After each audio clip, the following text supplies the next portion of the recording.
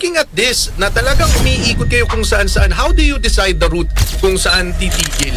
So actually, sir, I'm looking at your Facebook page. And, Very successful, no? And guess what? Napakarami na nilang followers. With Yes. 103,000 followers. Correct. Na actually, bukod sa inyong ginagawa, ay na pinapakita ang negosyo, pinapakita nyo rin yung araw-araw na gawain natin sa negosyo. So, sir, looking at this, na talagang umiikot kayo kung saan-saan, how do you decide the route kung saan titigil ang business natin?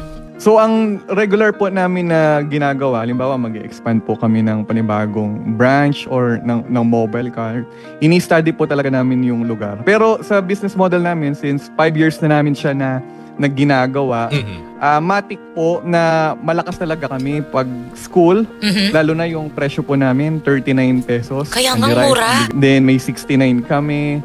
Pangmasa po siya, ang kadalasan na target market namin, mga estudyante, mga nagtatrabaho na minimum wage earner, mga sa construction, yung mga lalamove rider, ganun po yung mga kinikater natin. Kung pangmasa po yung target namin.